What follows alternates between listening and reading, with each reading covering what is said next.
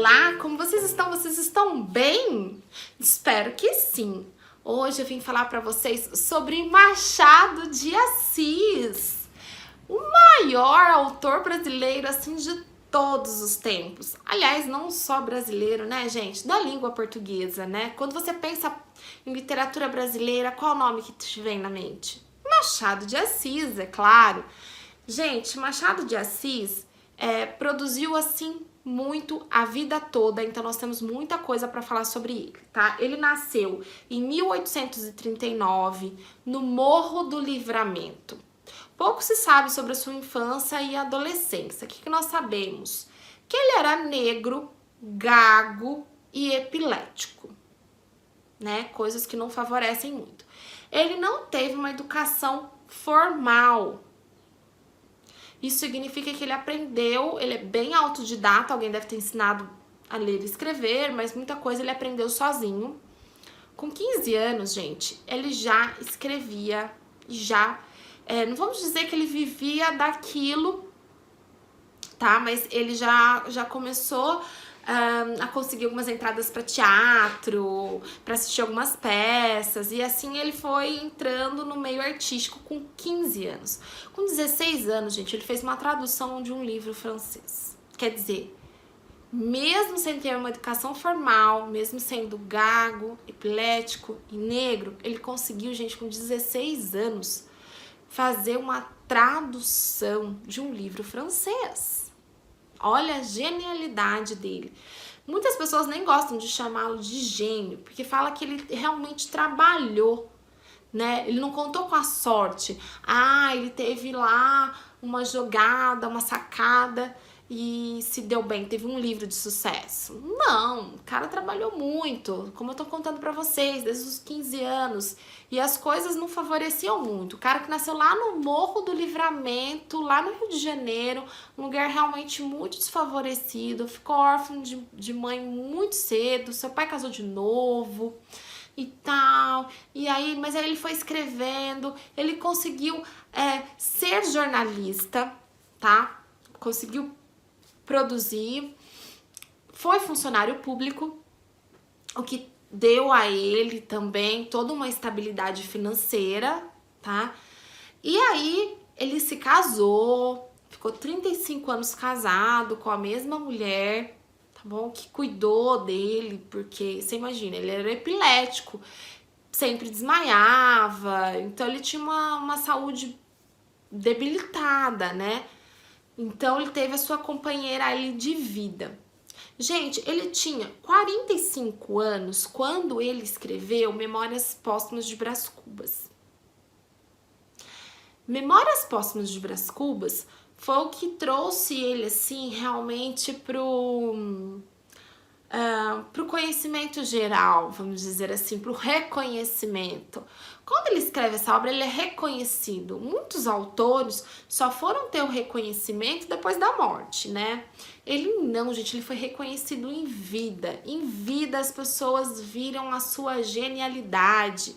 Ele era um cara extremamente observador, aquela pessoa que conseguia observar, além daquilo que a gente está vendo, o psicológico, ele faz toda uma análise psicológica, então todas as suas personagens têm ali análises psicológicas, e é muito interessante como ele conseguia ter essas sacadas, né?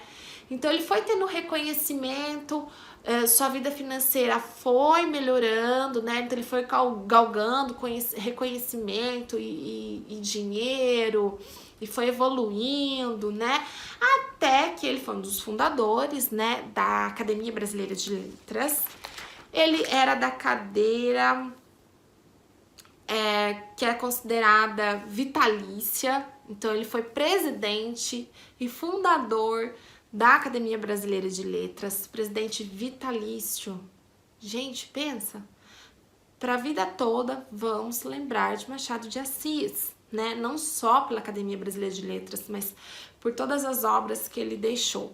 Gente, ele não escreveu só realismo, tá? Ele começou antes, ele escreveu alguns romances, ele escreveu, e assim, escreveu muito sobre todos os gêneros. Ele passou pela poesia, ele passou pelo teatro, Mas assim, a sua maior assim, genialidade realmente foi conto e romance. São os melhores, tá? E a partir do Memórias Póstumas de Brás Cubas, então ele vai evoluindo. Então isso que eu falo pra vocês, que ele não contou com um lance, uma sacada. Ele foi evoluindo, ele começou romântico, ele começou bem tradicional, poesias bem tradicionais, bem românticas, ele bem no formatinho romântico, mas aí ele vai evoluindo, ele vai evoluindo, ele vai evoluindo. E aí a gente percebe a sua genialidade quando ele consegue colocar toda essa parte psicológica nas suas personagens, quando o seu enredo é totalmente diferente. Olha, quando a gente lê Memórias Póstumas de Brás Cubas, é um defunto que tá contando uma história pra gente. Olha que coisa diferente pra época, né? Olha que sacada, né? Que coisa diferente realmente pra época. Então ele teve esses dois momentos, um momento anterior, romântico, e teve esse momento realista, que aí foi o auge, e depois, mais pra velhice, ele muda mais um pouquinho, mas continua genial, tá? Quais são as suas principais características? Ele é bem objetivo, ele tem frases curtas, ele gosta muito de frases curtas e capítulos curtos. Nós vamos ter capítulos de alguns livros com meia página. É o capítulo dele, tá? Ele tem toda essa sondagem psicológica, como eu disse. Ele é muito cético e pessimista. Mas aí você vai me falar, mas professora, mas é triste então ler a obra de Machado de Assis? Não, não é. Ele é cético no sentido de que ele não acredita muito no ser humano, tá? Ele realmente não acredita muito no ser humano. Quando a gente lê Dom Casmurro, a gente vê isso, né?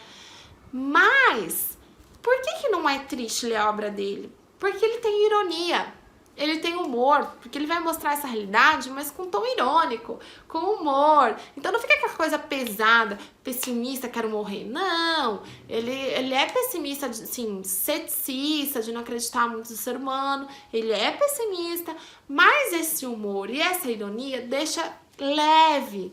Então você lê a história de um defunto e você tá rindo, você tá achando engraçado, você está se divertindo, tá? Ele usa também muitas digressões. O que isso significa? Ele vai e volta. É uma narrativa em zigue-zague que não é linear. Então ele foge da gente. É como se de repente ele falasse, ele muda de assunto. Ele tá falando uma coisa e aí ele muda de assunto, sabe? Então assim, não é aquela história assim certinha, linear, do começo ao fim, né? Tanto que a gente vê isso na história, né, do Memórias Póstumas de Brás Cubas. Ele começa contando do quê? Da morte do cidadão, né? Olha como ele foge desse normal, desse tradicional, desse linear. Ele usa muito de metalinguagem, que é conversar com o leitor. Então, de repente, você tá lendo lá, você, leitor, presta atenção aqui. E aí ele conversa com a gente. É muito legal isso. Ele gosta muito do tempo presente, né? Como um bom realista, ele não vai ficar falando tanto de passado. O espaço é predominantemente urbano, então ele gosta muito de falar das cidades. Vai ter um foco maior no Rio de Janeiro, porque é onde ele nasceu, viveu e tal. Seu nome completo é Joaquim Maria Machado de Assis. Filho de pintor, né? Nasceu lá no Morro do Livramento. E leiam Machado, gente, leiam Machado, leiam Dom Casmurro, Memórias Póstumas de Brás Cubas, leiam os contos maravilhosos e até a próxima.